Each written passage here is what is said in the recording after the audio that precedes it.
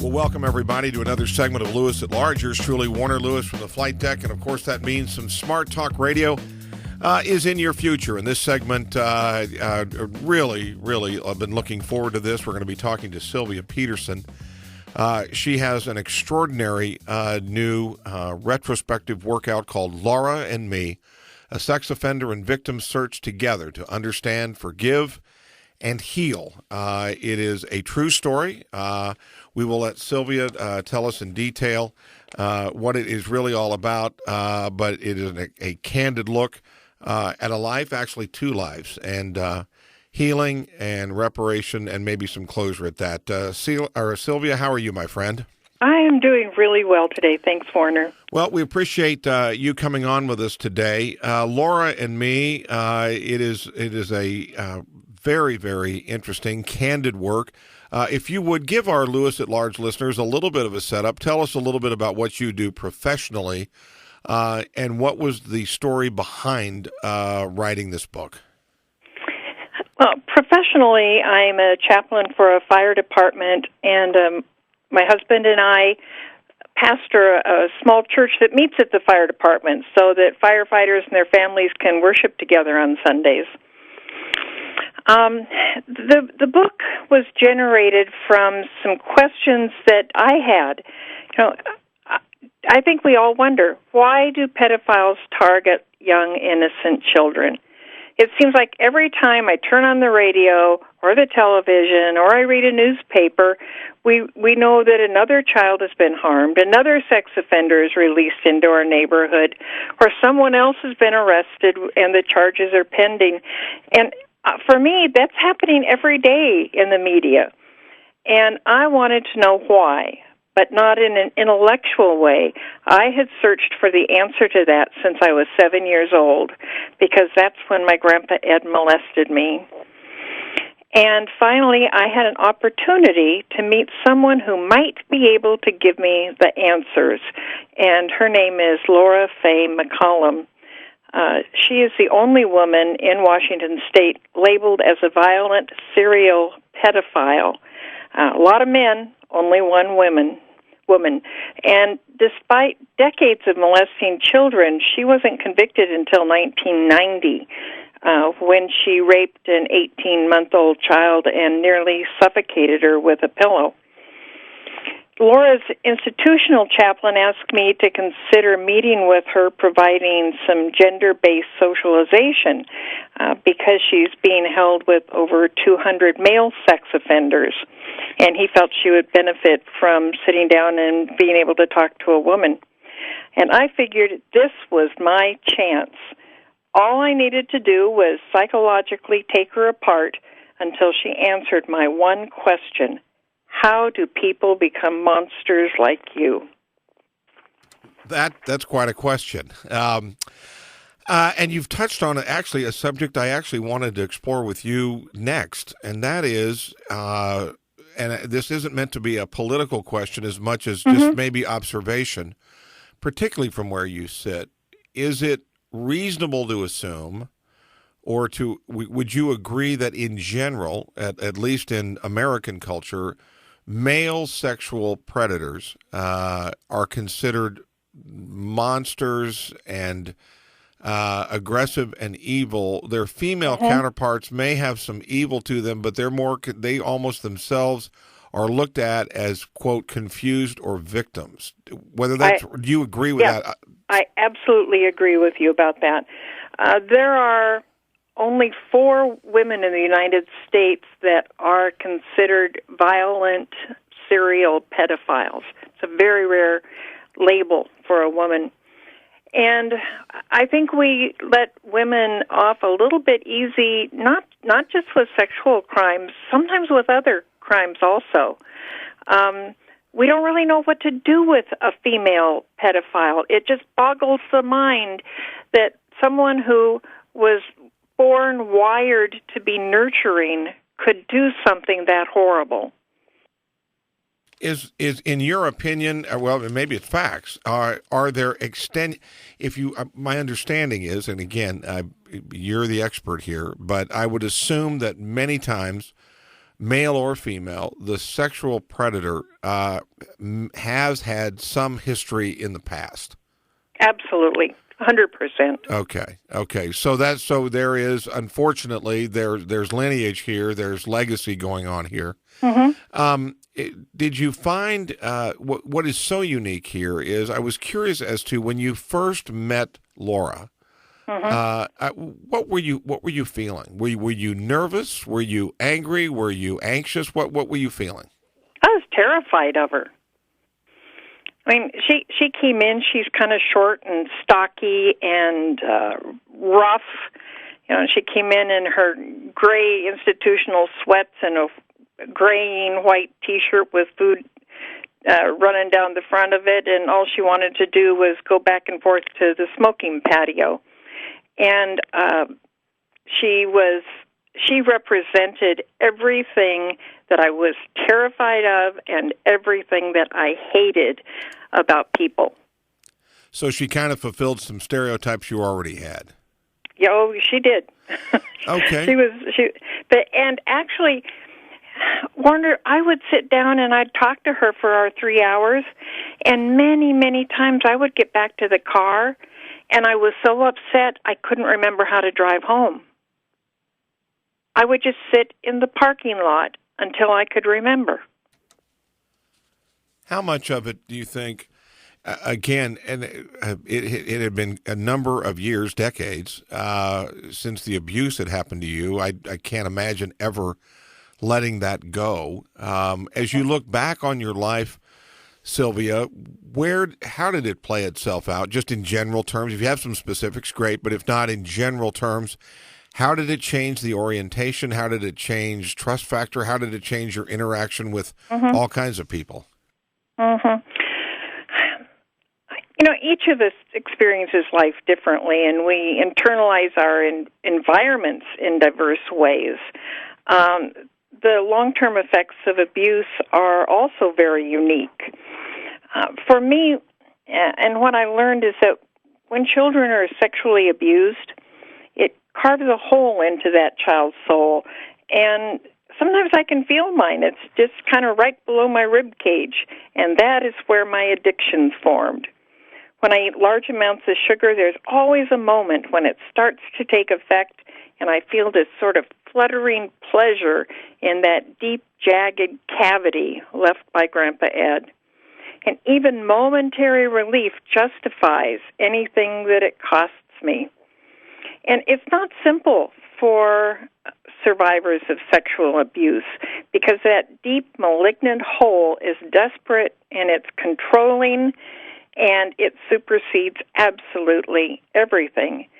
So, you know, one of the effects of abuse is recurrent addictions, sex, alcohol, drugs, codependency, gambling, smoking, all of those things, manipulative behaviors, an obsession or an avoidance of sex, need to rescue people.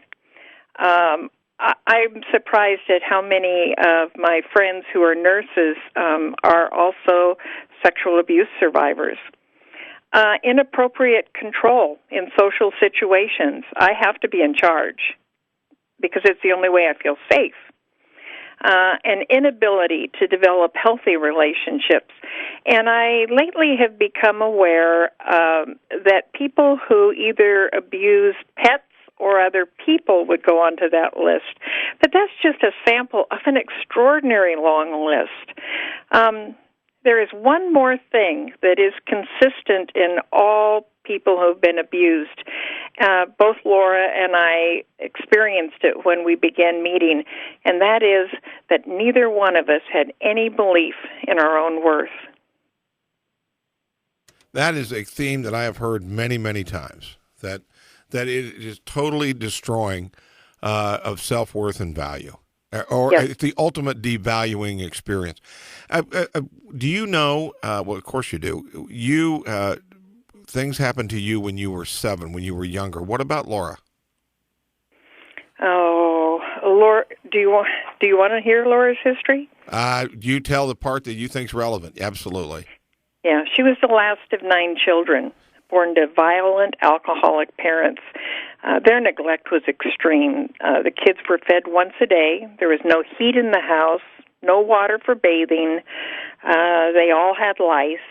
There was one big bed that they all slept in together. There were a few pairs of shoes that were rotated as needed. At least one of her sisters gave birth to their father's children. And all 9 were removed from the home when she was a toddler and split up into mental hospitals and orphanages. And then Laura eventually went into foster care. It seems like things should have gotten better, but they actually got worse. She was beaten, molested, frequently locked out of the house naked. She spent a lot of nights sleeping with their Labrador in his doghouse to stay warm. The family boundaries were inconsistent, and breaches were quickly punished. When she wet the bed, she wasn't allowed to bathe, put on clean clothes, or change the sheets. And then as punishment, her foster mother went to her grade school, and in front of her peers, she wiped Laura's face with the urine-soaked clothing. There were only 2 occasions when Laura was ever physically touched, and one was when she was beaten, and the other is when she was molested. Right. So in her world, beaten was bad touch. Sexual assault was the only good touch she knew. What she said to me was, when he was done, he always kissed me goodnight. You know, with incidents like that dominating a child's early years, survival is the only thing that matters. And to endure, she became an extreme narcissist, focused entirely on herself and just getting through a day. Therefore, she never developed the ability to feel empathy or compassion for anybody. Laura Faye McCullum grew up in a psychological, nutrient-rich Petri dish for pedophilia. If you just joined us, yours truly, Warner Lewis, from the flight deck of Lewis at Large Radio. We're in the midst of a very, very powerful segment here with Sylvia Peterson. Sylvia has written a very, very poignant new work called Laura and Me, a sex offender and victim searched together to understand, forgive, and heal. Sylvia has over 30 years of experience as a volunteer in the Washington State prisons. She is a co-pastor at the Bald Hill Community Church, retired from a 35-year career as a registered nurse, so she could actually put this work together.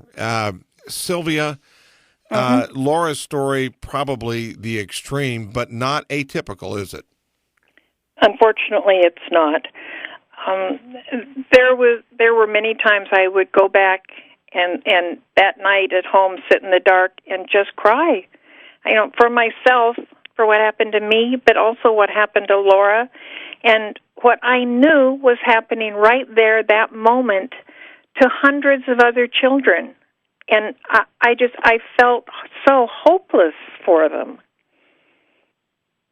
Did you, I'm curious, over how long a period of time, again, you had been working in the prison systems anyway, and you had done other outreach work, obviously, with your co-pastoring work. Over how long did you and Laura sort of meet and sort of relate, so to speak, and prior to actually penning the book?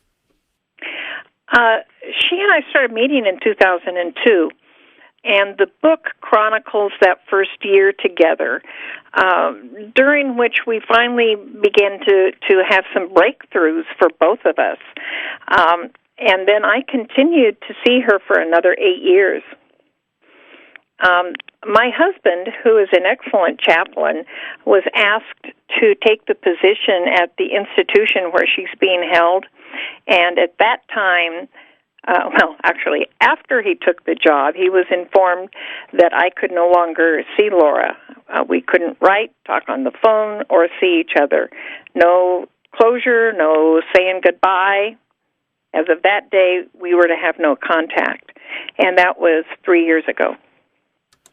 So it has remained that way? There's been no contact between you two at all? Right. And is she aware of the book? Oh, yes, she's aware of the book. And she knew that, let me ask you this. When you first began to meet with her, This was a personal journey for yourself to find some understanding and healing, hopefully for her too. Was your intention to have it end up in a book or a writing or any kind of a document of any kind? Absolutely not.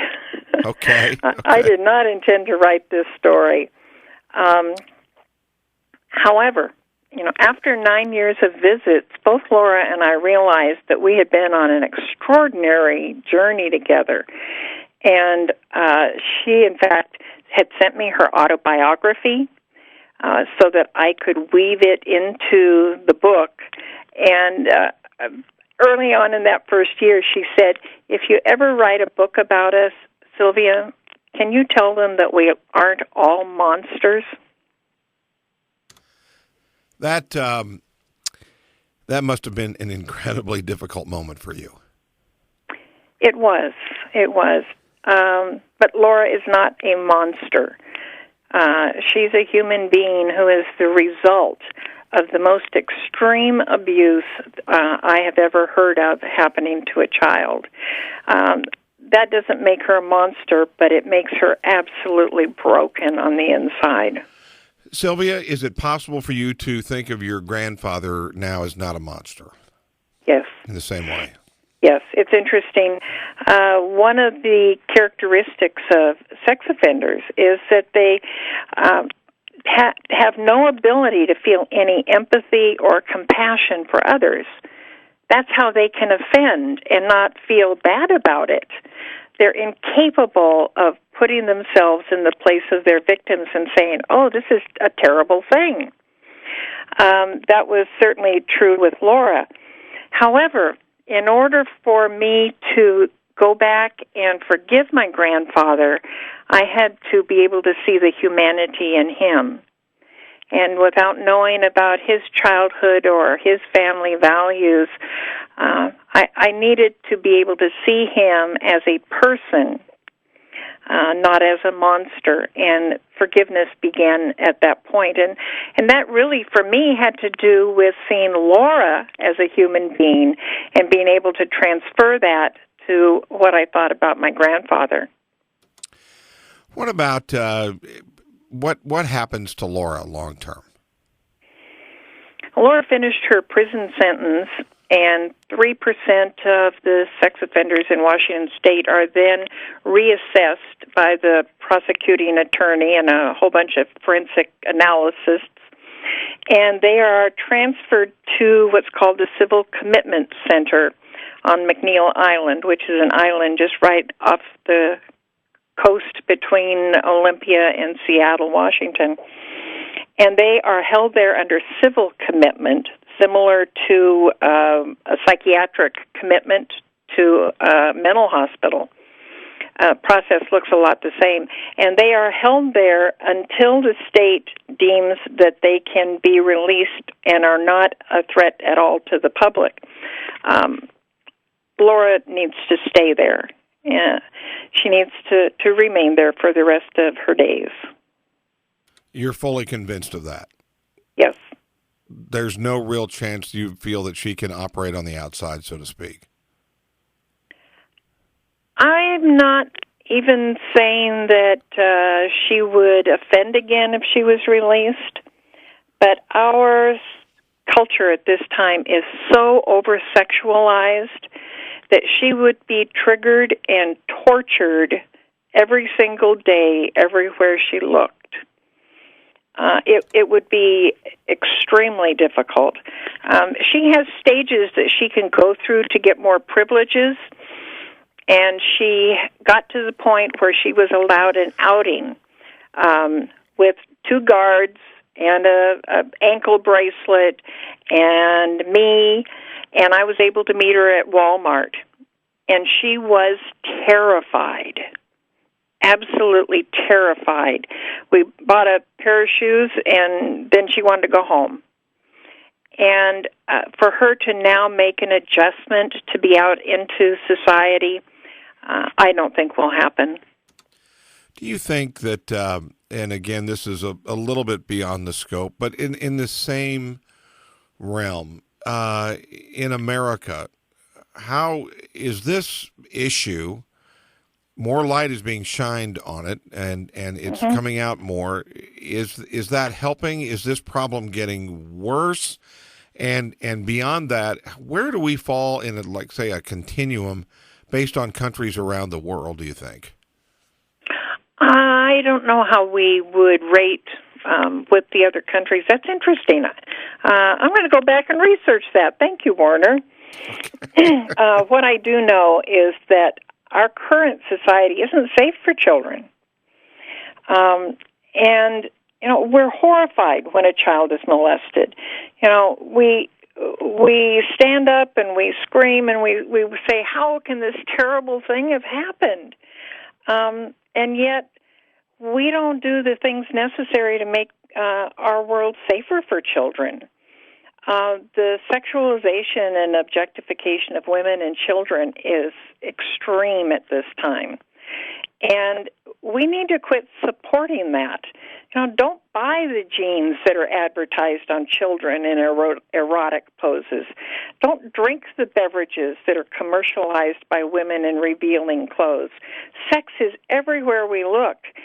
And if we continue to support the industries that feed the fantasies, that contribute to the offenses, we are going to continue to create a perfect storm for people who have had childhoods like Laura. And they're going to be triggered, and pretty soon those fantasies are going to become reality. And we don't have to live like this. We have the ability to change it. Sylvia, you ever going to see her again? Yes. I'm putting in paperwork to go see her and go on her visiting list because my husband is no longer the chaplain there, and I wanted to wait until he had been gone about 3 months. If they deny me seeing her, then her attorney is going to take that over because at this point I could possibly see her with pastoral privileges. At the time I was seeing her originally, I was not a pastor. I hope I get to see her again. I would like to continue working with her, and it's interesting because I said to her, Laura, if the book comes out and it does well, you cannot benefit from any of the revenues. And she said, yeah, she knew that. And I said, well, what would you want me to do with the money that I would have said was yours? And without hesitation, she said, I want you to find an agency that takes care of children like the ones I molested, and I want you to give it to them. Wow. A full circle indeed. The work is Laura and Me by Sylvia Peterson. She was a chaplain. She was a nurse, devoted an important part of her life, documenting and recalling extraordinary meetings and association with a woman that herself was a sexual molester. Sylvia, share with us, if you would, can we find out information more about you and your story and also get a copy of the book? Yes. I don't know what you want to know about me and my story. Well, do you have a website? Oh, I do. www.lauraandme, all lowercase.com. And we're putting up reader reviews and refreshing that every few days right now because lots of people have had lots of interesting things to say about this. Well, we appreciate the story. We appreciate you sharing it with us today, and thank you for the what must have been an extraordinary, difficult, and enlightening experience all at the same time encapsulated in the work, Laura and Me. And thank you so much for joining us. Oh, thank you so much for having me, Warner. You have a good day. You bet. We'll be back with more right after this on Lewis at Large.